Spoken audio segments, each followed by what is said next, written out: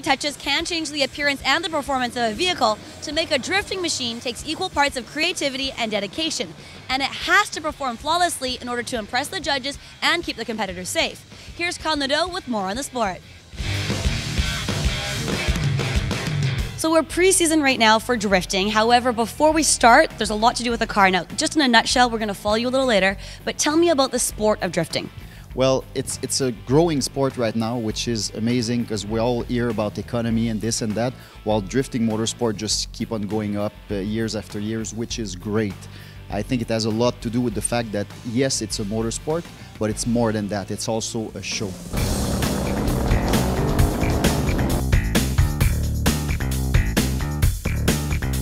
Okay, so what specifically do you need to do to your car to make it work professionally in drifting? Oh my God, there's a lot of work to do. First thing first, you need a rear-wheel drive car because A, it's the law in the rule book, and B, to give a good show, you need to have a rear-wheel drive car. Second, security is extremely important in motor racing. We're going very high speed, so we're putting a lot of money in roll cage, good racing seats, good belts, and this year I'm wearing also a HANS device to make sure that the head stay on my shoulder. So why is it so important? Because in other motorsports, I mean, you'd qualify and then you pretty much race. Yeah. That's not the case in drifting, you were telling me earlier. Can you explain that to us? Drifting is a judge sport. So basically we have 3 professional judges. The guys come from the States. They're either professional drivers or professional judges. It's a bit like figure skating. It might be funny, but actually we have required figures to do.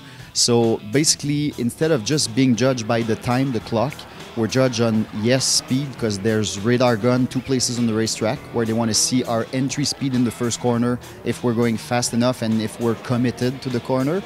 And in a transition, the speed is judged.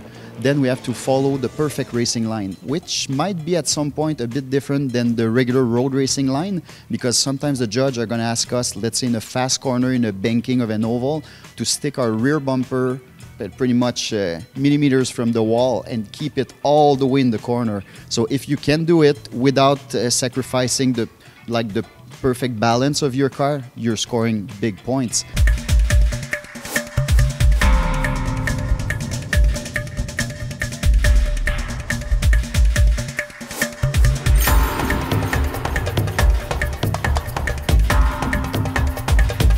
Judge pretty much on the excitement factor, like, do you do crazy things that nobody can do? How fast are you in transition? If you're full out one side of the car, can you flick it to the other side so quick that everybody think you're gonna spin, but you just do it and the car stays balanced and doesn't like wiggle during the corner?